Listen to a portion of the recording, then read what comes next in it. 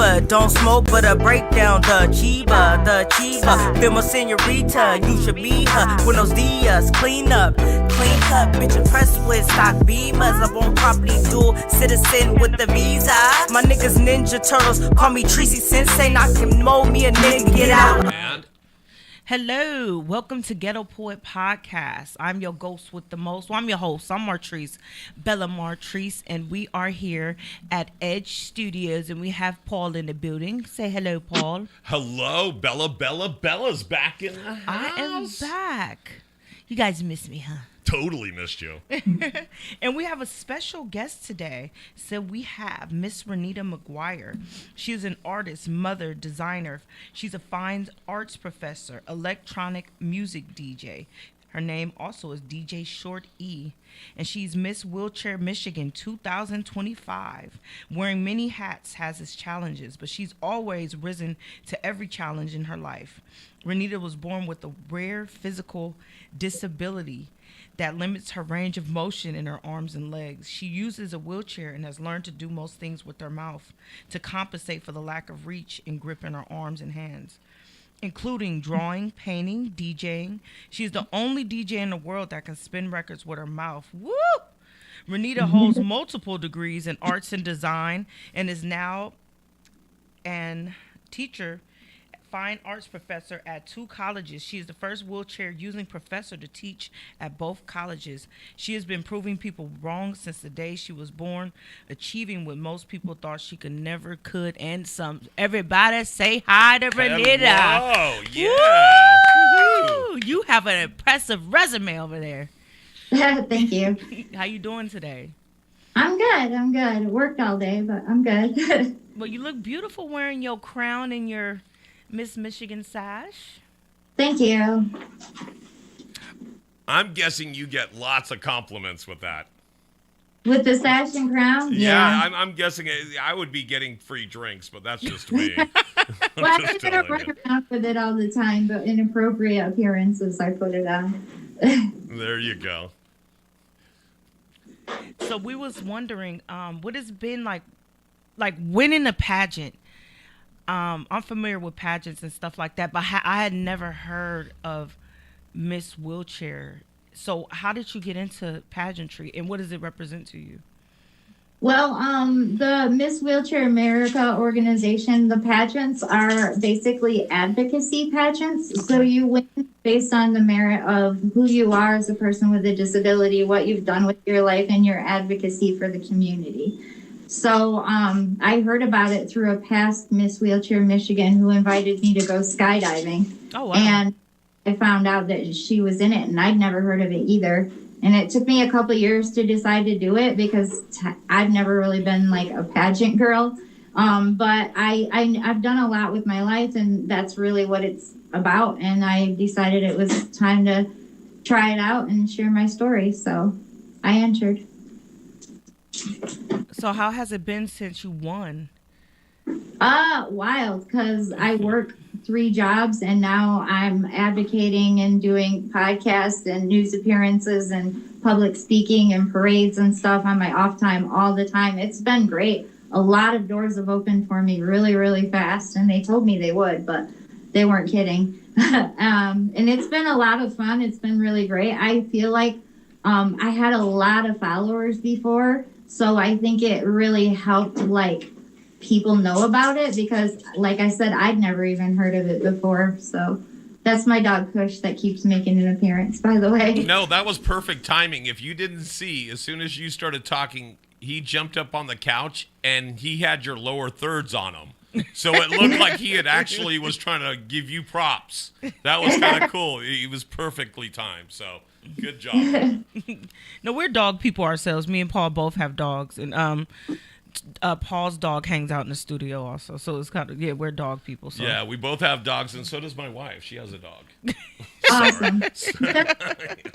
He's the dog. Yeah, I'm the dog. So, what do you hope to gain from Miss Wheelchair, like this whole experience, and give back? Because I see what, like, your background and everything else is like. You've done a lot of stuff, like as far as like being a teacher. Like y'all, some of the most giving people there is. I love teachers. Like they really help shape your life, and like as far as being a student and like your character and everything. Like teachers have been an intricate part of my development as a human. So Mine too. Mine too. I think that's what kind of inspired me to be a teacher is all the teachers that I really looked up to that helped me grow as a person. So, as far as Miss Wheelchair Michigan and hopefully America, we all have to kind of pick a platform on what we want to do as far as advocacy to help the community rise up. And my platform is called Everyone Deserves a Role Model, because when I was younger, I really didn't have a role model like me to look up to see how much we can accomplish, because we're not always encouraged to think that way. People don't always expect a lot out of us. So I want to set up a network where successful adults with disabilities can mentor young and newly disabled people and kind of just show them that they can rock it at whatever their ambitions are and kind of support them along the way, maybe make it a little easier than it was for some of us. that's awesome. And you know, I'm really into the stuff like that, and I thank you for sharing that. So is it currently up and running, or is just Right now, me mentoring is just my story getting out there. I mean, I keep getting swamped with offers, so that's really all I've been able to accomplish is making all these appearances. But I do think that my story and telling my story and making all these appearances is really helping inspire a lot of people to think a lot further with their lives. But I am working on setting up maybe a website, talking to my friends who are disabled, who are also teachers and mentors and professors and like do really badass stuff all over the world. So I'm hoping that a lot of them said they were interested. I just gotta get time to get it all set up. My semester's almost over, so hopefully I teach a lot less in the summer. I'll have a lot more time to get that set up. you know, I know how it is like to be interviewed a lot, but I remember in some interviews, I'll be like, I didn't get to say what I want, or this person didn't get to ask me the question that I really want. What do you feel that's something that you would want to share? I think sometimes interviewees, like the people that's giving the interviews, could be kind of selfish, but what messaging do you want to put out there, or something that you feel like you hadn't been asked that, you know, that you want to get off your chest, or any statement? Oh man, now that I'm on the spot, I'm not going to think of it. And then later I'm going to be like, man, I should have said this. I don't know. Let me get back to you on that. Okay, I know there was something interesting before we got on air we were talking about, and we were just talking about the labeling, you know? Like, oh yeah. So how do you identify like as a person with a disability? I identify as like exactly as you said, a person with a disability. I hate when people try to like sugarcoat it and say things like special needs or differently able or handicapable, capable or wheelchair bound, which is the most insulting one. But I think sugarcoating it is really for other people to feel better about it or to make them feel better. My identity as a person with a disability is that's who I am. There's nothing wrong with the word. It's not a dirty word. We can use it. Same things like special needs or something is just to make other people feel better. And I mean, they shouldn't feel bad when they think about a person with a disability. There's nothing wrong with us. We're not a disease. You can't catch it. You don't have to like make it like it's already positive. We're positive people, most of us. And some of us aren't. Some of us have shitty days, and that's okay too. We're just people. For real. So how did you get into DJing? So I was really big in the rave scene. I used to live in California in the late 90s, and I lived in San Diego, and I was raving all the time. And then I moved back to Michigan, and I was dressed like a California rave kid. And I went to the liquor store to grab a bottle, and this guy was like, "Are you a raver?" And I was like, "I am, but I was in California, but now I'm in Michigan. There's nothing going on here." And he's like, "Yeah, there is." And he handed me a flyer, and I went to this warehouse, and I was like, "Holy shit, they're doing it in the Midwest." And then I started partying all the time here. I was a little rave princess for a while. And I'm this guy who would load up my chair in the back of his pickup and bring me to parties like all the time. And he bought turntables eventually and set them up in my house and showed me what does what.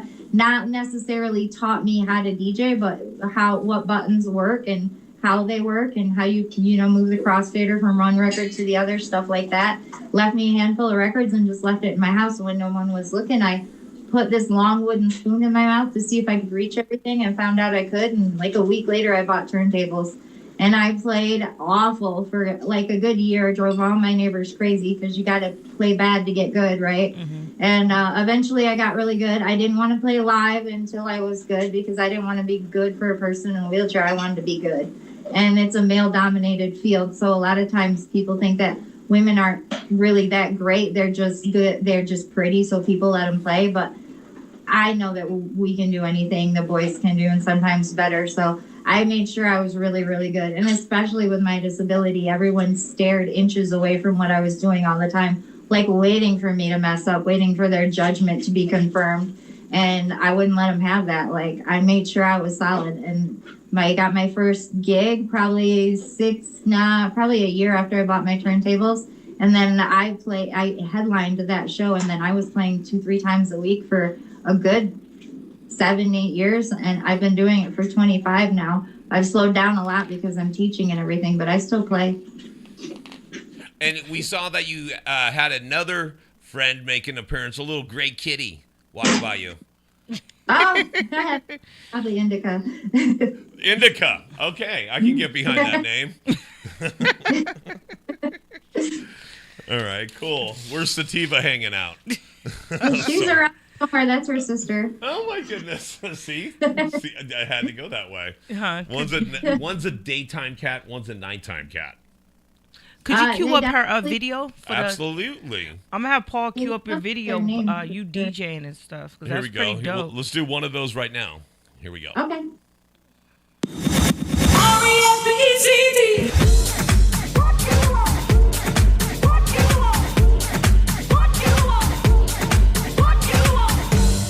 What you want, baby, I got it.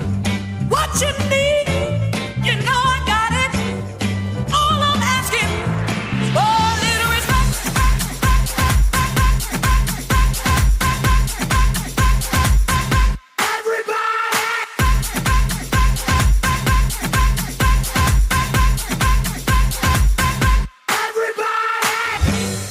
All I'm asking for a little respect.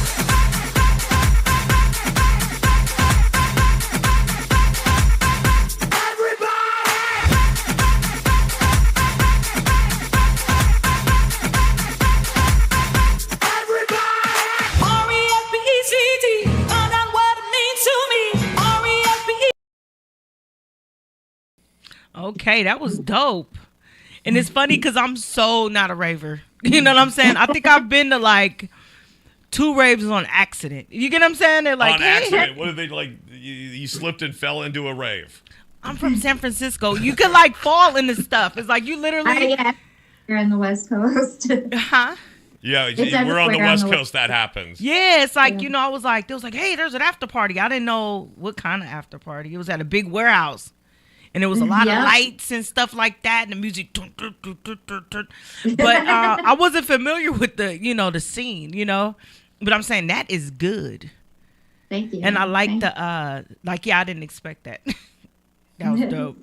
So how did you said you started off with a spoon in your mouth, a wooden long spoon?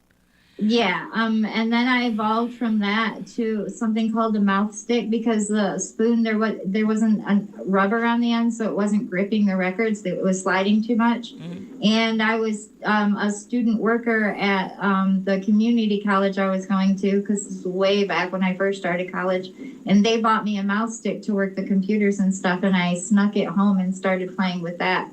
And then I started buying those. They're like $70 a pop. And as hard as I am on them DJing, I've gone through hundreds. Since then, I started making my own sticks and buying different kinds of sticks online. But they just have to have a rubber tip so it can grab, because you have to be able to back cue and scratch, twerk the record, slow it down, speed it up, because the goal is to make the beats from one song match the beats from another song. So when you layer them, it's seamless. And so you got to be able to manipulate it. And then because you've had to custom make your own, what did you call them, mouse sticks. So have you also done custom making in your mouth? Because you started off with a wooden spoon, which was probably round and racking your teeth, and you didn't have the control you wanted. So I'm guessing you tweaked that design a little bit too.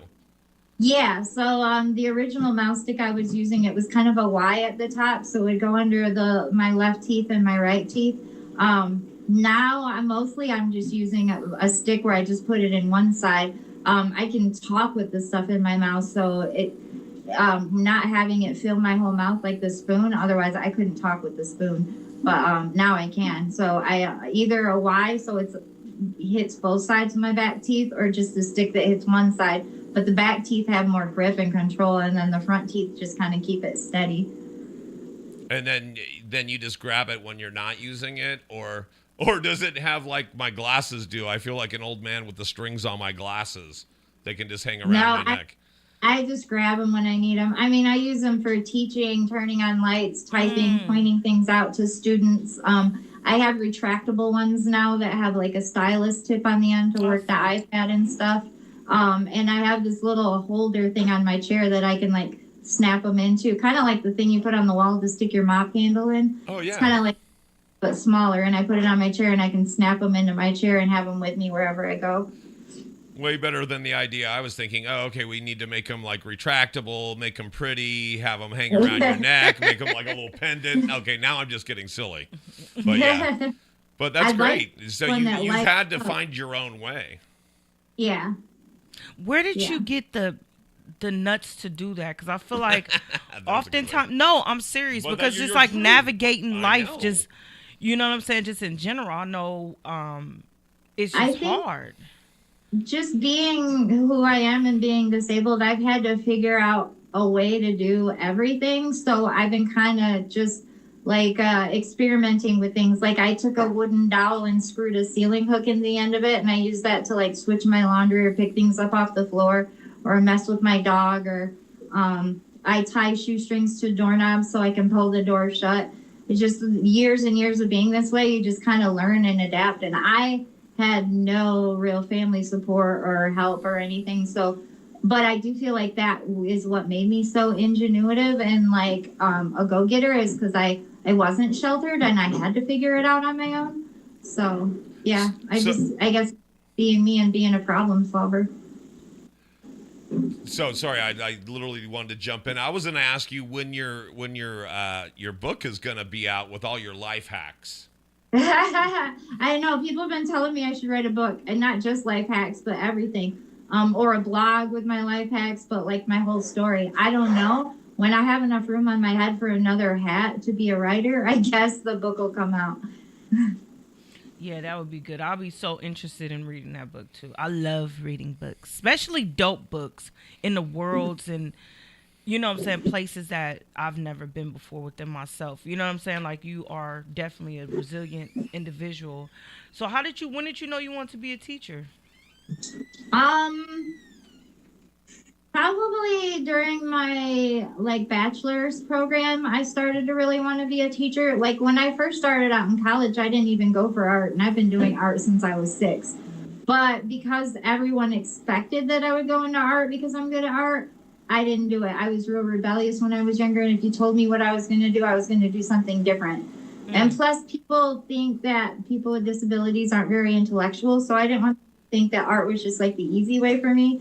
So I went into college to be a psychology major. I was a psychology major, and then I took an art class as an elective, and my teacher at the time was like, "You're so good, like not just because you draw with your mouth, but you're a really good artist. You should pursue art. I mean, I'm not trying to tell you what to do, but you could go far with it." So eventually I switched and I went into art. And then during my bachelor's program, I was like, man, when I graduate, I'm going to apply to teach.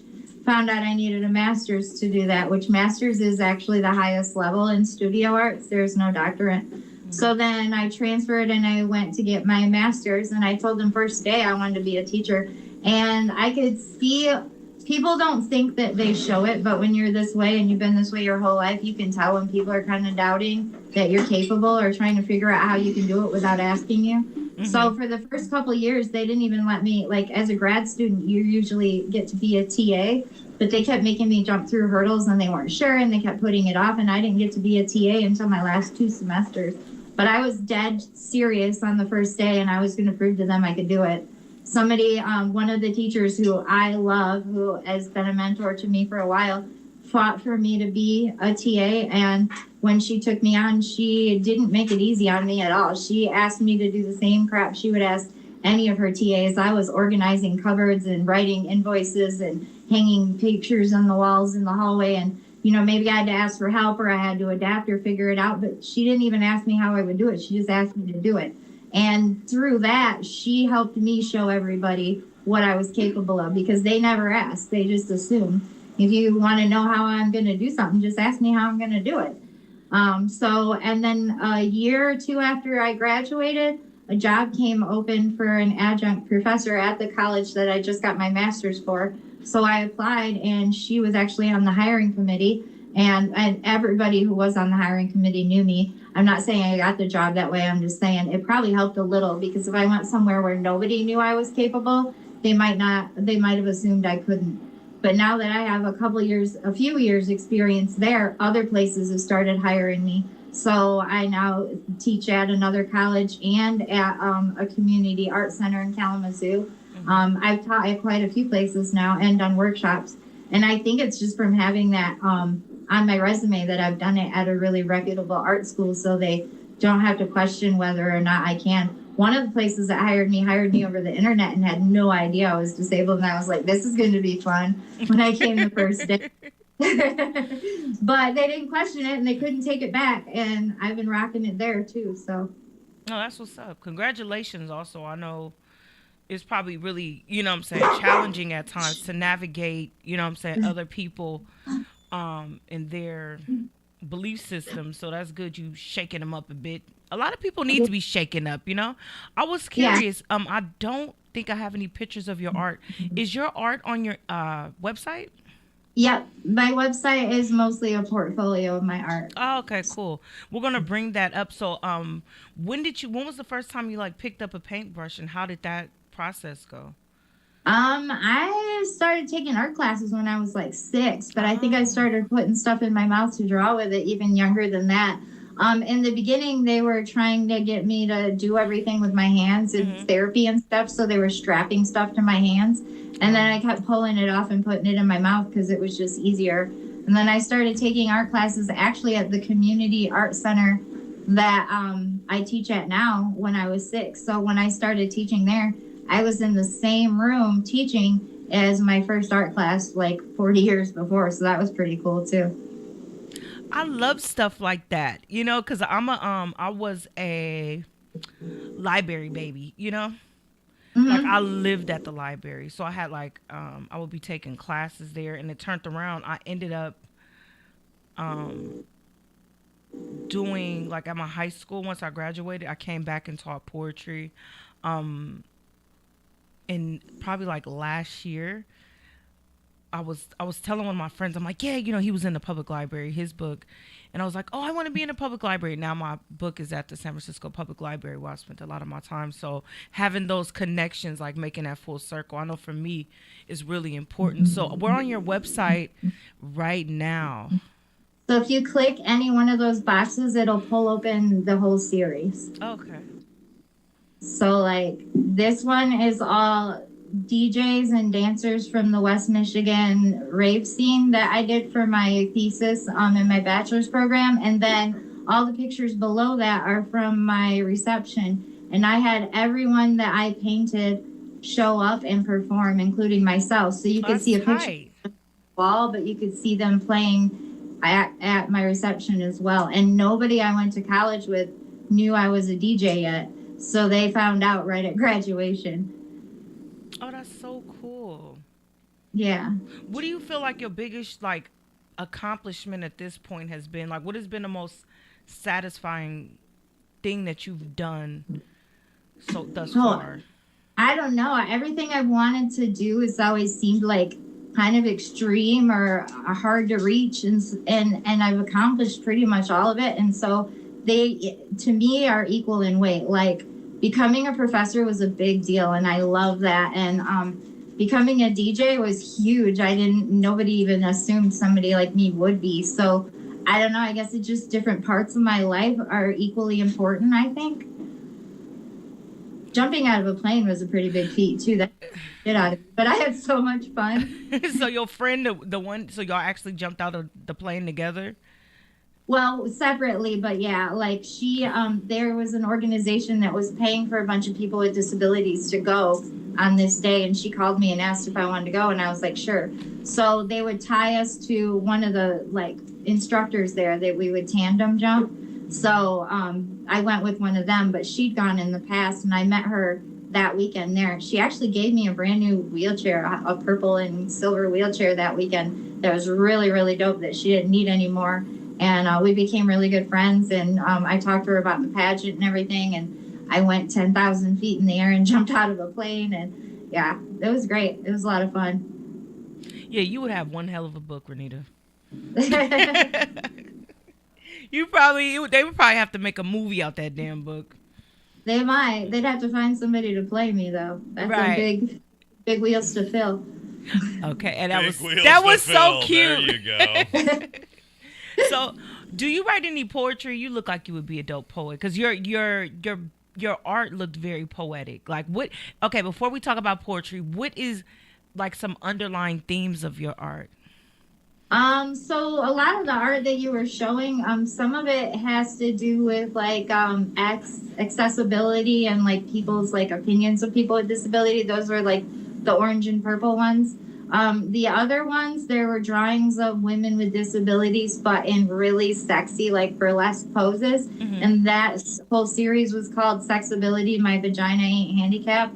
And it was to show people that, like, every day I've ever been on and every guy I've ever met, like, it take him 10 minutes to ask me if I can have sex, which is so dumb because obviously we aren't born without vaginas. So, yes, I can enjoy it and everything, but I wanted to do some art that was a little bit racier than regular, like, activism art that really, like, woke people up and, like, showed them, like, the stuff we do is just the same as the stuff y'all do. So that's what that series was about. Not all of my art is about disability, but in art school, they, especially during my grad program, they really focused on us digging deep into who we are as people and trying to like put out art that spoke to like our soul. And so the sexability was the thing that I came up with for that, for sure. But I also have been doing I'm working on a series on shelter dogs and bullies, mostly American bullies and pit bulls, because they're overpopulating the shelters and dying in large numbers. We've managed to racist a dog, and it's the saddest thing I've ever seen. So I'm doing a lot of drawings and artwork about that. I think I can relate to that a bit because I was in foster care and institutions and stuff, and I've always been judged on sight because of my disability, and I think maybe that's why I love bullies so much, because they're so awesome, but people don't understand how awesome they are and judge them so quickly. That's understandable. I feel like a pit bull myself. I have a pit bull. He's so cute. His name Paige. He's such a dork. He's funny. Mine keeps interrupting. If you haven't heard, he wants mom to play with him because I've been at work all day. Oh yeah, no, I understand. If I was my dog, when I'm especially if I'm on video, he'll come jump up on my lap and run off. Like, I totally get it. So would you mind speaking speaking more into being raised in foster care? Like, how was it for you navigating foster care and it was complicated because as a young person with a disability, you really feel different and like something's really wrong with you, and then you end up in foster care kind of because of that reason, and it makes you a little bit doubt yourself, judgmental of yourself. I ended up in a really, really small country town, all white kids, first kid in a wheelchair to ever go to the school that I went to. I got bullied a whole lot, and I was already an angry kid because I was in foster care, and I was just really, really rebellious really quickly because I really just wanted to, I don't know, shake things up and feel alive. it was definitely intense to navigate. I want, as part of my platform as Miss Wheelchair Michigan, to reach out to foster kids with disabilities, because I do think we're displaced or placed in foster care by parents that may not know how to handle it, or maybe too young to handle it, or a lot of other reasons. But I don't want to get into like that ugly stuff, but like I want them to see that they're loved and they're valuable and they can be a part of this world and make an impact, and not to let what's happening with them right now get them down, because I was really down, like depressed a lot, suicidal, eating disorder, like all kinds of stuff, because I just had no control of my life. I was in the system, and there's caseworkers and foster parents and rules, and I don't know. I felt like I was completely out of control, and it had no say in what was happening to me until 17, when I aged out early. Do you feel that you were given the proper resources? Because I know a lot with foster youth, when they go out into the world, they weren't given the proper tools. Like, do you feel that you were prepared for adulthood? No, I definitely wasn't. I was homeless for 2-3 years. When I got out of foster care, that's how I ended up in San Diego. I got sick of being homeless and running the streets and stuff, and I got on a Greyhound bus and went all the way to California, as far from Michigan as I could go, South California. And there's a lot of resources and a lot more help out there. Mm-hmm. So I got hooked up with getting caregivers. I got hotel vouchers. I wasn't homeless. Like my second day there, I got hotel voucher. And I got into college there. I was able to hire caregivers, get off the streets, get into college, get my own place, and live a really fantastic life within months of getting into California. So I honestly say I didn't grow up in California, but I feel like I did grow up there, because that's when I became all that is me. Oh, okay. One thing you also mentioned was bullying, and it's just so hard to imagine, having to utilize a wheelchair and someone bullying you. So yeah, and go ahead. No. What you was gonna say? Also, there's a lot of anti-bullying stuff in schools now. I don't know how effective it is, but there was none of that back then when I was in school, because I'm a bit older. So kids were just really mean. I remember them calling me things like Meals on Wheels, or Craftmatic Adjustable Rynita, or Chucky doll, because I apparently had a big head and little arms. Telling me they would kill themselves if they were me, because I can't do anything and I won't be anybody and no one will ever like me. And every boy that ever talked to me would get teased until he'd stop talking to me. Like, it was brutal. And how old were you, like when you were in, like when you first went to foster care and when you were having these experiences? I was 10 when I went into my first foster home. I was 13 when I got into my second foster home. When I was 13 and I went into the second foster home, it was in a very small country town, and that's when the culture shock really hit, because the first one, I still got to stay in the public school system that I was in when I lived with my parents. So that was a much more diverse school system. There were kids of all colors, shapes, and sizes where I first went to school. My second foster home, there was no kids of color. There was no kids with disabilities. If they had disabilities, they were invisible disabilities like ADD and stuff, but nothing like that was just like, oh, let's pick on her because she's super obvious. Like, they would even shut down my chair in the hallway. Like, there was a switch on the back, shut it off. Yeah. So it was definitely crazy. And that's when you're 13, your hormones are just hitting, and so you're trying to establish who you are as a person. So all these like raging rebellion female situations were happening with me at the same time that I got there. I don't know. I'm sure I egged on the bullies a little bit, but that's because I was just a dumb kid that didn't know how else to handle it. And did it change when you became an adult? Like the bullying? Yeah, I think so. I mean, there are definitely nasty adults out there. And I've had problems with people just like I'm sure you have, and anybody, whether you have a disability or not.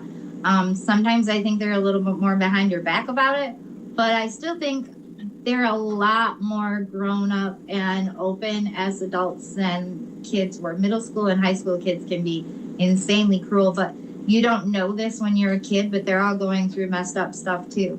So I taught my kids that the kids that are bullying you probably don't have it that easy. And it's probably why they're really picking on you. And that doesn't mean you should embrace them or be their friend. And please stick up for kids that they're making fun of. Just know that there might be a reason why they're being little jerks. And I didn't know that as a kid, but as an adult, I do. And I do know that I have more adults who are open and friendly to me and are my friends and love to support me and hang out with me than I did as a kid. So yeah, there are bullies as adults and we all experience it, but Right. It is better. And what I want to do is, right now, Paul's going to bring up the GoFundMe. So would you mind so you're going to be running for Miss, how do you say it? I don't want to say it wrong. Miss Wheelchair America. Miss Wheelchair America. So I'm going to have Paul read it off and then put it on the screen because we want to make sure that we get some people to donate. And So there it is. Support Rynita's Ms. Wheelchair America dream right there. She needs your help. Go to that GoFundMe page. We'll make sure to post a link down in the comments. But that's the one you want to go to, the one with her little collage of pictures there. Tell us a little bit about it. So Nationals is a competition where the Miss Wheelchairs of each state will be competing for the national title of Miss Wheelchair America. It's a week-long competition.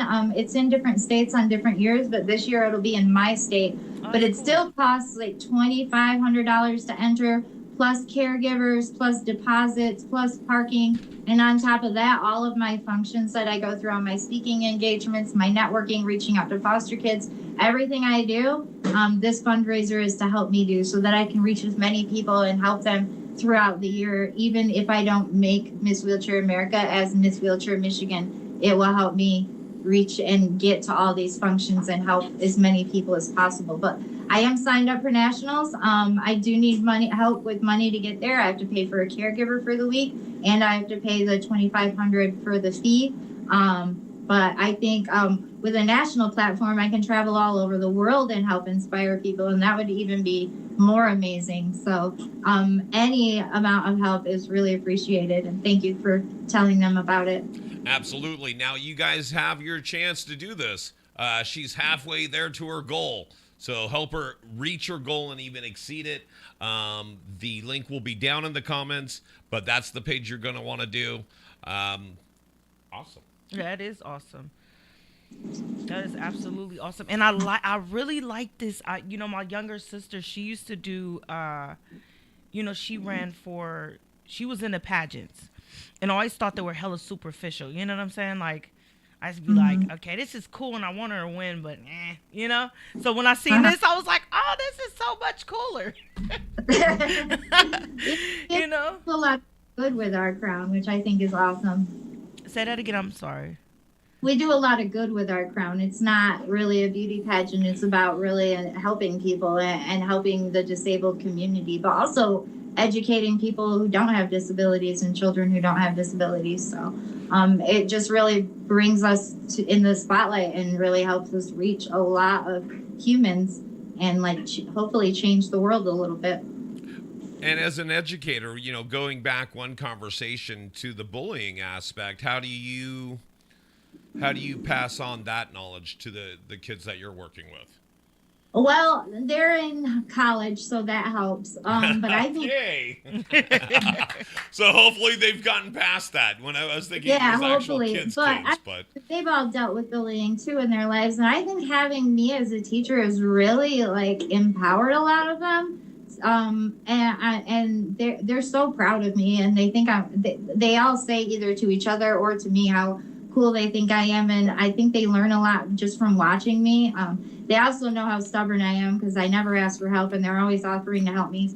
But eventually, they just realize I'm never going to ask, and they start helping me anyway. But they started following me online and everything. I think maybe me just being me in the world, as publicly as I am in the classroom, on stage as a DJ, now all over the media as Miss Wheelchair Michigan, and one day hopefully America.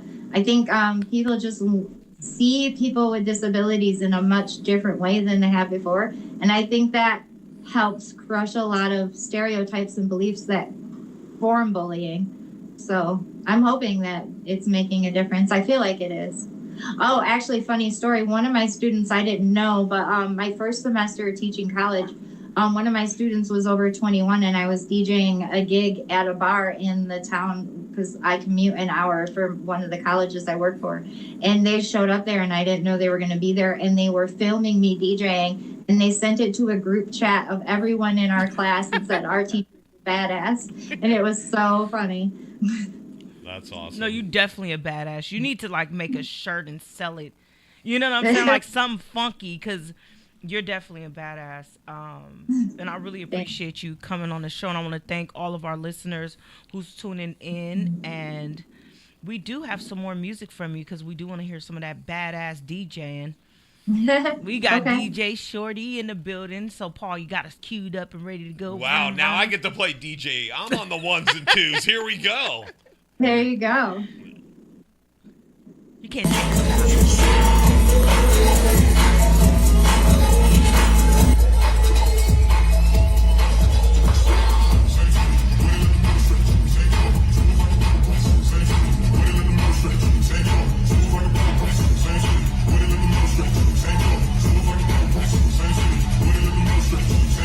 Move like a pedal press. Move like a pedal press. Move like a pedal press. Move like a pedal press. Move like a pedal press.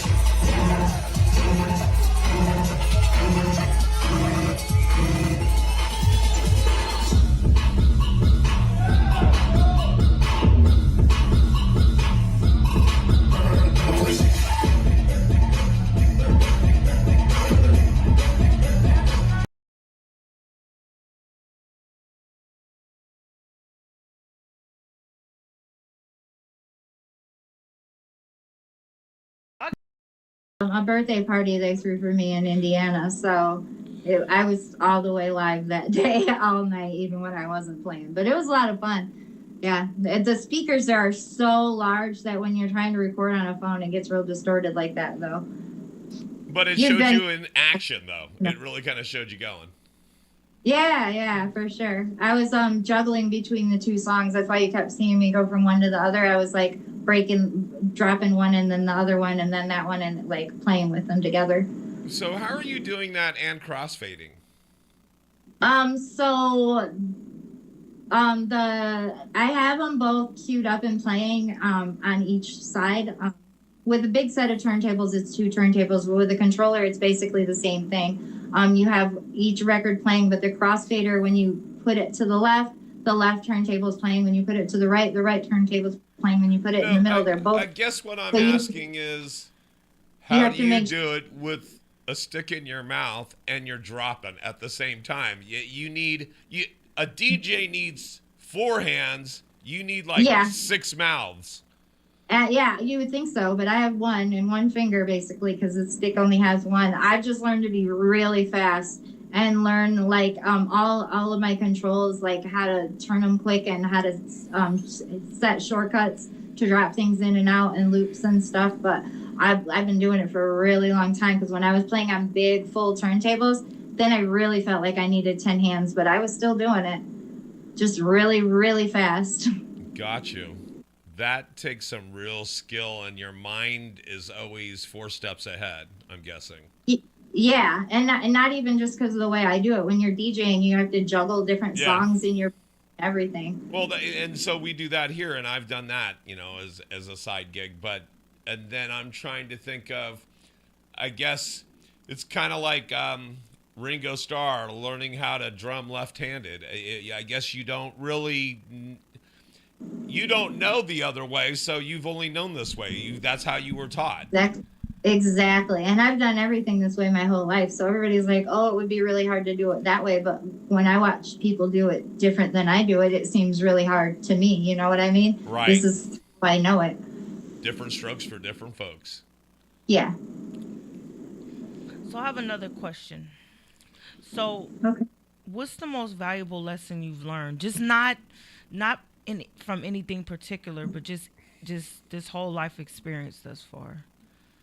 Um, don't ever let anybody tell you you can't do something. That's the most valuable lesson I've ever learned. I might have listened to a lot of naysayers when I was younger and I was like kind of depressed and trying to figure it all out. But as I've grown, the more you tell me no, the more chances are I'm going to figure it out and I'm going to do it just because you told me no. So I guess that's the most valuable lesson I ever learned. When I say I've been proving people wrong since I was born, nobody's ever thought that I could do any of the things I could do. And I was always told no. But that just made me want to do it. And I think that's what people need to understand, whether you have a disability or not. You can sit there and feel sorry for yourself and let the whole world fall apart around you, or you can move forward and do something about it. I chose to live and move forward and do what I wanted to do. Maybe I had to figure out how to do it, but I chose to do what I wanted to do. And I'm gonna ask maybe I want to bring back up something that you had talked about because you had mentioned that you had I went through depression, you went through other mental health issues. What do you think has been some tools that you've used to combat, poor mental health? Well, as I've gotten older and more confident in myself, I think that helped a bit. But everybody still goes through like hard days and stuff, and you gotta allow yourself to have those feelings. So I can't say, oh, you can't be sad. You gotta allow yourself those emotions. Give yourself space and grace to deal with it. But then when you can, like, take a bath, take a deep breath, suck it up, and remember that who you are and what valuable that you have to bring to this world. And try to keep going. It's sometimes easier said than done. I definitely just had a really bad few days right before this interview, but I have to keep living my life. Life isn't going to stop just because I'm having a bad day. So eventually, talking to friends and leaning on support, going to counseling, all of that stuff, like all of that is valuable. And not being afraid to tell people you're having a hard time and that you need support, that's really helpful too. But the biggest one is believing in yourself. And sometimes that's easier said than done. But once you get there, like, eventually you're going to be like, all right, girl, get it together. Now, do you want to come back to that question I asked you earlier? Is there anything that, that you feel like in all your interviews or just talking in general, that you've wanted to put out there that you don't feel like you've had the opportunity to talk about or speak on? Or I guess it came up kind of when we were talking that made me think of it. The assuming how if somebody is going to be able to do something or not, or wondering if they're going to be able to do it or not, or whatever, you can ask that person. Or if you get to know someone or see someone with a disability and you're like afraid to come up to them or whatever, we're people. So talk to us, ask us how we might accomplish this, or what kinds of things we like to do, or if we want to hang out or be friends or whatever. Like, don't be afraid to approach us. We're not mean. We don't bite unless you want us to. I'm just kidding. But like, seriously, You're such a tease. But like, seriously, when I was going through wanting to be a TA, and people were like, how is she going to show people how to hold a pencil, or how is she going to set up a demo, or this or that? Just ask me how I plan to accomplish it, because chances are I'm an expert on me and how I do things. And I've been a problem solver my whole life. So I might have ideas, or I might know exactly how I'm going to do it. So instead of wondering if I can do it, just ask me, like, how do you plan to do that? Or is there a way I can support you, instead of assuming we can't do stuff? Because we can do a lot. We can do anything anybody else does. We might do it differently. So I don't walk on my feet, I roll in my carriage, but like, I can do whatever I want. Just got to figure out how to do it. I noticed that you have your stacks of wax behind you. You have your vinyl. So do you have a vinyl collection for scratching and a vinyl collection for listening, or is it all mixed in? I have both, yeah. And I've been collecting vinyl for a long time. So my parents had a huge vinyl collection that I still want to get my hands on, but they're afraid I'm going to ruin them because I DJ, but I wouldn't. But yeah, I have stacks that I just listen to. I have collectors. I have like photo, like ones with like the whole vinyl as a picture, all that stuff. Some of my favorite bands from even before I was born. And then DJ music from like the 90s until now. So I have crates and crates and crates and crates of records. There's just a little bit behind me. All right, so we're going to paint a scene for you. Beautiful Sunday morning. You don't have to do anything other than just relax and enjoy some music. What are you going to drop that needle on? What album? Oh, It Bob could be Marley, a cold one. It could be cold outside. Bob Marley or Sublime 40 Ounces to Freedom. Oh, okay, cool. I mean, that's Sunday morning jams, right? A little bit of reggae. Yeah. I love Yeah. reggae. A little wake and bake. Yeah. Be hanging out with Sativa and Indica there. There you go. Okay, boom, I have a question.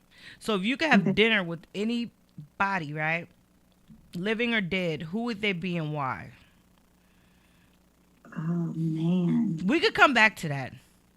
Paul looks like he has an answer. No, I had a bad answer, and that's why I started laughing to myself, because it's things like that. And it's like, oh, who would you rather have dinner with, living or dead? Well, definitely living, because it would be a good conversation. Paul, you have a great radio voice, by the way. Thank you. Yes, I have a body for radio also. So there we go. Thank you. I appreciate it. But yeah, no, there's so much of that, right? And so. You know what? Honestly, I think Judy Heumann.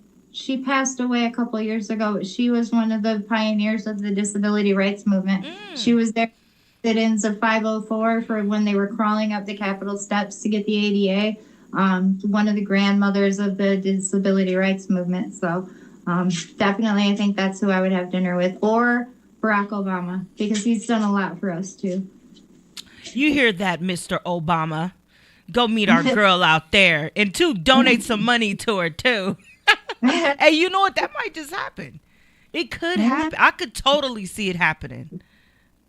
For real. Because usually when people say things like that, especially like what area you in, it probably happened. We should all like at Obama and be like, hey, you need to go meet Mrs. Wheelchair Michigan and send her some money. I will at him and I will send you a screenshot and you'll be cracking up like she was serious. We'll make a little reel out of that one part right there. Oh, you know how to make reels? I don't. Yes, ma'am. Okay, good. There we go. Paul just said he gonna do reels. it. Okay. So, what would you want to talk to Obama about?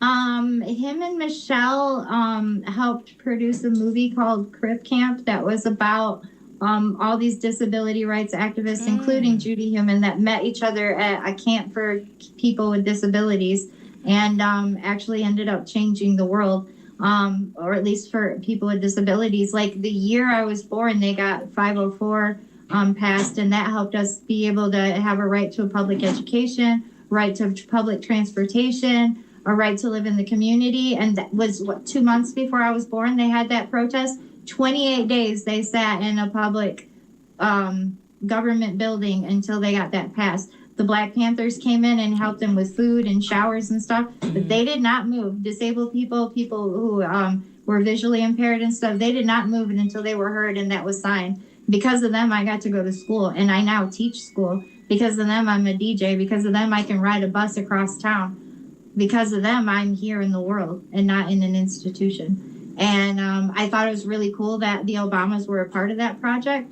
And I just want to see like how they got into it, and thank them for even putting that out there, because the regular people in the world had no idea any of that.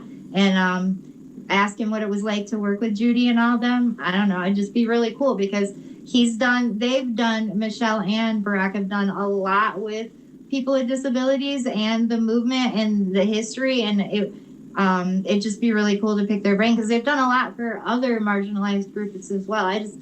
Everybody loves them, but I do too. Do you have any political aspirations? I can tell that you definitely have one foot in the advocate world, because you're advocating for different people's rights. So I don't really have political aspirations, but you never know. I mean, I didn't opportunities could come up. I could change my mind. I don't know. My students were joking that it was Miss Wheelchair Michigan this year and president in 4 years, but you know, I don't know about all that. I have a question, Boom. So with the state, because you know there's a lot of things, I know a lot of people are navigating really tough things when it comes down to like access to resources, not having proper, let's say, medical benefits in order to, you know what I'm saying, just live normal lives. So with the things that you've experienced being a person that, you know, utilizes a wheelchair and that, you know, has, you know, like, what did you say? The caregivers, you know? What resources do you feel like needs to be in place so that people could really thrive? Well, honestly, the resources that are in place are in jeopardy, and that's really scary. Like, our current government has wiped out pages of the Americans with Disabilities Act, is threatening Medicaid, which pays for home health care, and one of the only insurances that does, because we have pre-existing conditions, so other insurances won't touch it.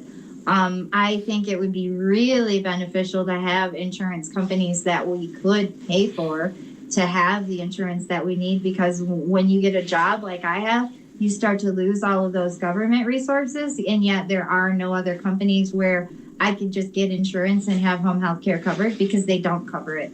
So it would be nice to have more options. It would be nice to have the options that we do have not messed with.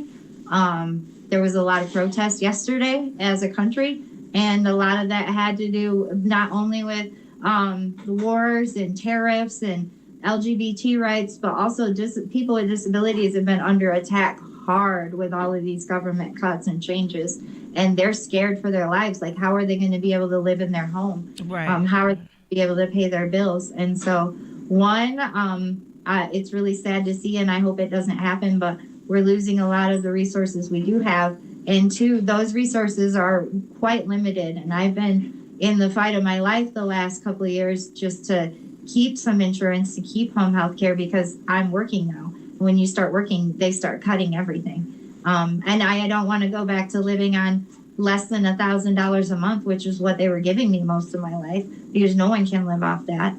And yet I don't want to lose the ability to get up and go to get dressed so I can go to work either. It's quite a weird balance. And I'm still in the, like, how's this going to work phase. Like, I won the first battle, but there's more to come for sure.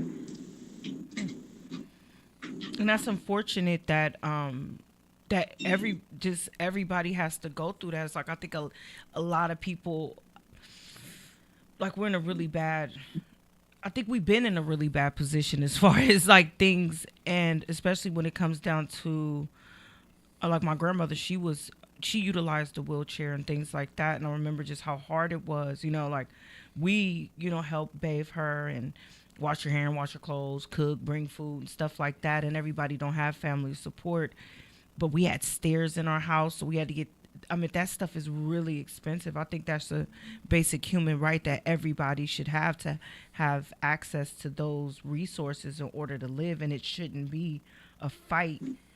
I mean, I believe that that's just human decency, to where everyone has access, and you shouldn't have to make decisions like that. Like, either you have to not work, you know what I'm saying, just to receive the medical benefits. And I've been hearing a lot of people, before even Trump got in office, were going through those type of issues, to where there was like survival or survival. It's like, I mean, it's not even surviving either way it go. And there are so many restrictions on us. Like, we are the only marginalized group that still doesn't have marriage equality. When I was married, I lost a ton of benefits because of my husband's income, but my husband's income wasn't enough to pay for home health care and all that. And how's he supposed to go work and help me at the same time, you know? So obviously, he wasn't that kind of guy. That's why I'm divorced. But still, like, it's still a lot to put on somebody. And then we can't have more than $2,000 in the bank, or we lose our resources. So we can't save up for our breaks down, or if we want to put money down on buying our own home. There's so many rules. Like, to stay in the system, it's like you have to stay poor, and you have to somehow fight for Section 8 housing and stuff, and there's not enough of that. There's not enough accessible housing. There's so many problems that we face. I've never, ever in my adult life moved into a house that was accessible. I moved into a house that could be turned accessible and had ramps and stuff built on and doors widened and stuff, but there's just nothing available like right off the rip for renters, especially where I live. It's wild how hard it is. Okay, so and that's probably I think that's one of the saddest things about living in a country like America is that having all this money here and being one of the richest countries in the world and not having basic things that we should have like that. You know, it's really sad. Yeah.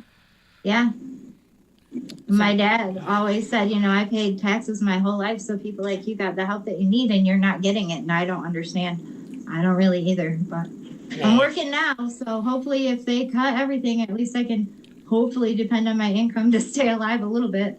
Well, and so even like you were mentioning about the current administration, our government wasn't really running very well already. Right. No. And now they've cut all funding to everything by half. Even programs here in California to get a ramp outside your house to get you in, you can't even get that through the regular Department of Rehab or the people that work with that. It's usually an outside program. The only people that I know that can get a ramp like leading into their house is like VA, and you have to be service connected, and it has to be full moon on a Tuesday, and all these things have to be perfectly aligned for you to get. And that was when the government wasn't broken, when people weren't taking a chainsaw to it all. But exactly. It was already super hard, and the system was already broken, and now it's just shattering. Yeah. It's so much. And people are scared, really, really scared, because they had a hard enough time already. I think what's gonna happen is the way it's going. I'm gonna be honest with you. I'm not one of them super political people. I'm one of them people. Right is right, wrong is damn wrong. Bullshit is bullshit. That's how I am. I'm not like Yeah. But I think this is gonna force people to wake up. Like, you have to wake up. You have to stand up. You have to fight. Yeah. You have to pick a fight. There's only two fights, good and evil. So I believe that I don't know, somebody came in here peeking. But so I think we're gonna go through some darkness, but I really believe that there's light at the end of the tunnel. And we still have music from you. So we got one more reel. Here we go. I love DJs. I've only touched the turntables and stuff once, but I was so proud of myself. Like I remember I was like, I could do this. So I like when I'm seeing you, I'm like, oh, that's so dope. All right, here we go.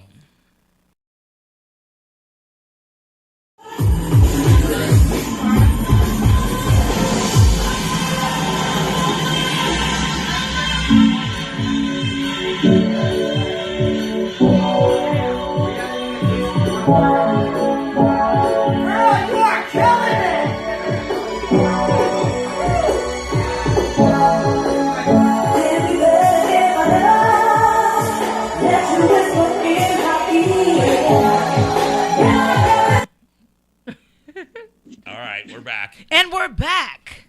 So anyway, so if we want to listen to your music, Paul, could you bring up her SoundCloud so people could subscribe? Sure. I'm going to have you keep talking while I do that. Okay, boom. So tell me about your SoundCloud, your music, to where people want to get into it. And are you on YouTube?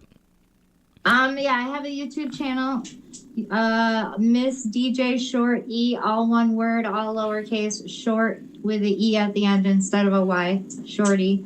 And then my SoundCloud, it's mostly breakbeats and electro with a little bit of house mixed in. Mm-hmm. I started out as strictly like house, Chicago house style, but I got really into breakbeats and electro and fidget and stuff like that, a little bit more hardcore as I grew. So lots and lots of fun remixes of stuff. No. Stuff that you've heard. But like in a real fun like DJ remix, so that I could still layer it and mess with it. So even popular music I've gotten to turn into really cool beats. Okay, so on YouTube it's DJ Let him. short, and then just E, right? Look, here you go. It's right on there. I think I put it on there too. Yeah, the link is in that email. It's my YouTube is MISS DJ Short E. We're looking for it. We're gonna bring it up. Yeah, we will. And my Keep going. SoundCloud is in that email too. That one, I think it's Rynita-Short-E. I don't know. I'd have to look it up again, but it's in that email. I'm looking for sure. Keep going. Folks. Yeah, we're looking. So, are you gonna So you're still DJing right now, right? When you have Yeah. time. When you have time. Yeah, I'm supposed to be doing a couple of events for some nonprofits this month, actually. Part of it is to thank them for their support in my goals towards nationals, but also to show people in their organization what I can do. So on the DJ side, and hopefully kind of inspire them to do something fun by watching me do something fun. Right. And then too, like if people want to keep up with you, they could go onto your Instagram, right? Yeah, my Instagram and my Facebook. I have a DJ Facebook page and a regular Facebook page. So, yeah. There's your Instagram. At least I could pull that up. There you go. And then boom, do you have the link to your GoFundMe in there? I have a hard time figuring out how to put a GoFundMe link on Instagram. It's all over my Facebook, but on Instagram you have to I think I have to make a post and put the link in the words that go with the post. You know what I mean? Like the caption. Mm-hmm. I think that's what I figured out. But you can't just straight up put the GoFundMe as a post itself. You know what you do? I think you put it in your bio. Okay. That's what you got to do. And also what you could do is like, I could tell you when we get off of here. It's kind of easy because you could just make a post, like a story post, and it has a link. Like you could put a live link in there. Boom. Okay. On your story. I'll show you how to do it. It's pretty Okay. easy. So what, Paul? It sounded like you was going to No, say I was just gonna say we'll throw in a commercial and then we out. Pretty Yeah, soon. you got something to share with us? More Yeah, things? for sure. Here's our new sponsor, La France Gin. Here you go, folks. The front. I think it's La France. Why you didn't bring out the gin? Rich's fine lines brings your skin to life with herbs from the east. A blend so pure, stay youthful, feel great. Of that we're sure. La Gin, the essence of youth. Sophisticated style, elegance and truth. Raise a glass to health, to joy, to life. La Gin, your youthful delight.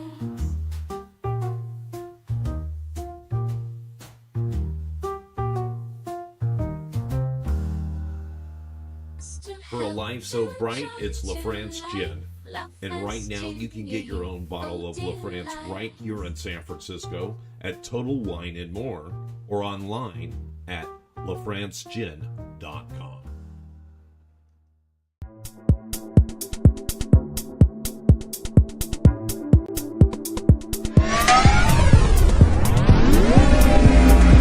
Monday 1 to 3 p.m. Junkyard Rat. Monday 4 to 6 p.m. Ghetto Poet. Tuesdays 11 to 1 p.m. Zig in the Zone. See you on our channel. Edge Studios Online. Keep standing up.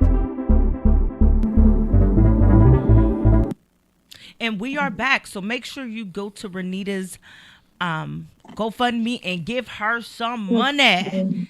And here we're back. And Oh, there was the baby. We saw the baby. The baby got Yeah. his debut. so we have your Instagram, we got your Facebook, we have a way to spy on you through SoundCloud and listen to your DJ stuff. And we're going to have the link to your GoFundMe in the comments. Wow, this has been a blast. Yeah, it has been. Thank you so much for sharing your time. I should have wore my damn crown today. I would, if I had that crown. Oh my God, Rynita, I will wear it every day. Will you come back and join us again? Because it didn't seem like we had enough time with you. Oh, yeah, sure. Yeah, so make sure you send me all the stuff like you have going on so I can share it online and things like that. And, good luck in your race to becoming Miss America. Thank you. Straight up. We want you to win. We're going to be, how do we watch it? When is it and how do we watch it? August 18th through 24th, and I think they're going to live stream it. The Ms. Wheelchair America has a Facebook page, so you can follow it, and when they do nationals, they should show it live. Okay, so anybody wanting to watch it, she gave you the access. So come and see Miss Wheelchair Nationals. Ms. Wheelchair America. Oops, America. There you go. And it's MS Wheelchair America. I just found it. Boom, boom. There we go. There you go. And I was told, at least for the crowning ceremony and the speeches and stuff, that part will be live. Okay, cool. And we'll stay watching all your stuff, supporting and sharing. Thank you so much. Is there any... Hey, what's your favorite quote? I have two. One, normal is just the setting on a dryer. And the other one is go big or go home. So you about to go big. And we about to be out here cheering you for you from San Francisco. So thank you again. Thank you so much. Thank you so much. And we'll put all those, the links to all your stuff. And you have some new family out here in San Francisco at Edge Studio. Keep us updated. We're going to keep supporting. And everybody go give Rynita some money. Money, money, money. All right. Thank you for coming on. And this is your ghost, your host with the most. This is Bella Martrice, and we out. Peace. Peace.